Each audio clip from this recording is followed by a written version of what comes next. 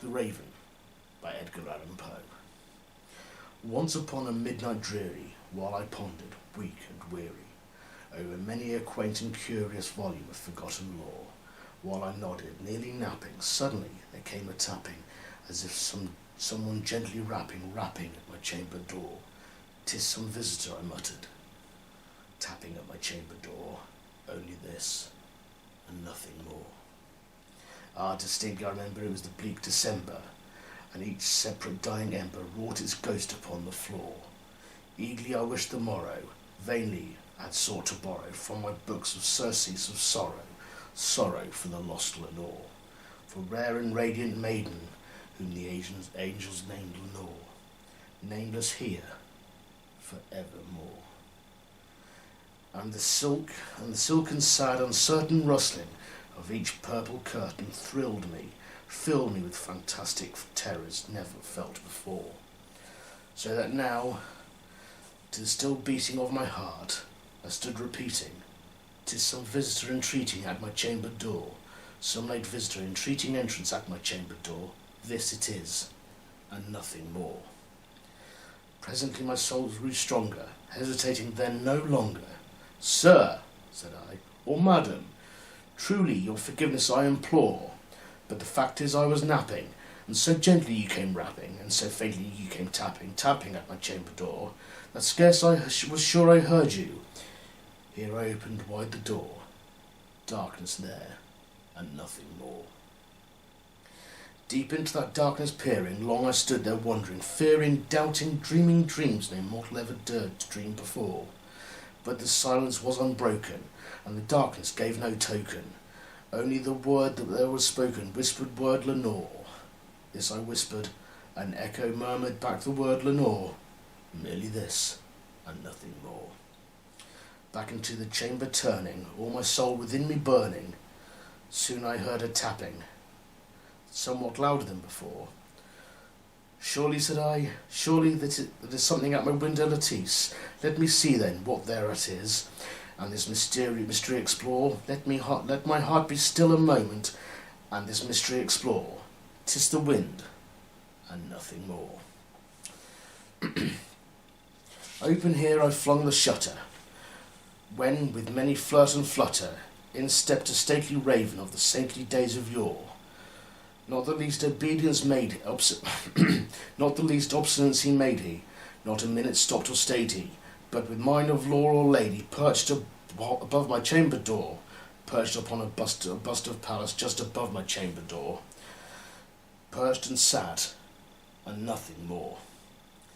This ebony bird beguiling my sad fancy into smiling, by the grave and stern decorum of the countenance it wore.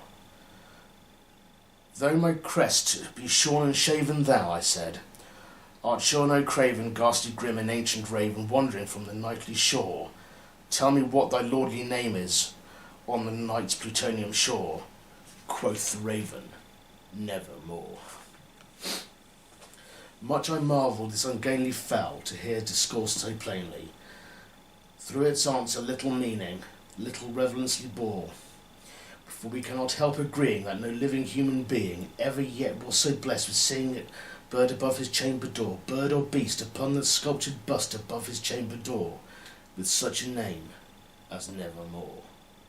But the raven sitting lonely on the placid bust spoke only that one word, as if his soul into that one word he did outpour. Nothing farther than he uttered, not a feather then he fluttered, till I scarcely more than muttered, Other friends have flown before. On the morrow he will leave me, as my hopes have flown before." Then the bird said, "Nevermore." Startled at the stillness broken by reply so aptly spoken, "Doubtless," said I, "what it utters is only stock and store caught from some unhappy master, whom unmerciful disaster followed fast and followed faster still, till his songs one burden bore, till the dirges of his hope that melancholy burden bore, of nevermore." But the raven still beguiling my sad fancy into smiling, straight I wheeled a cushioned seat in front of bird, bust and door.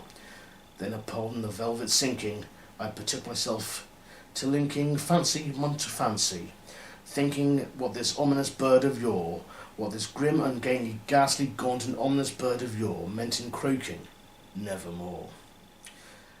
This I sat engaged in guessing, but no syllable expressing the fowl whose fiery eyes now burned into my bosom's core. This and more I sat divining, with my head at ease reclining, on the cushion's velvet lining that the lamplight gloated o'er, but whose velvet violet lining with the lamplight gloating o'er, she shall press, nevermore. Then methought, as the air grew denser, perfume from unseen censers swung by seraphim whose footfalls tinkled on the tufted floor. Wretch, I cried, thine God hath lent thee, by these angels he hath sent thee, respite, and nepenthe from thy memories of Lenore. Quaff, oh quaff, the kind of panthe, and forgot this less Lenore. Quoth the raven, nevermore. Prophet, said I, thing of evil, prophet still if bird or devil, whether tempest sent, whether tempest tossed here ashore, desolate yet all undaunted, on this desert land enchanted, on this home by horror haunted, tell me truly, I implore, is there balm in gilded? Tell me, I implore.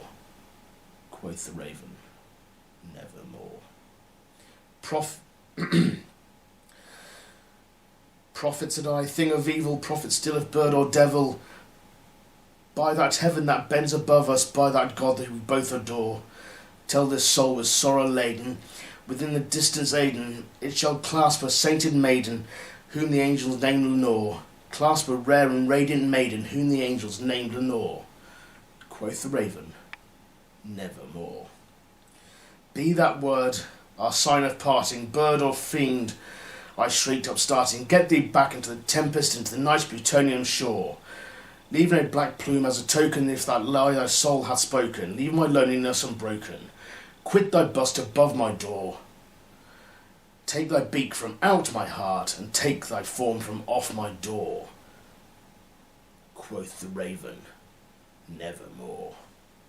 And the raven, never flitting, still is sitting on the pallid bust of Pallas just above my chamber door. And his eyes have all the seeing of a demon's that is dreaming, and the lamplight over him streaming throws his shadow on the floor, and my soul from that shadow that lies floating on the floor shall be lifted nevermore.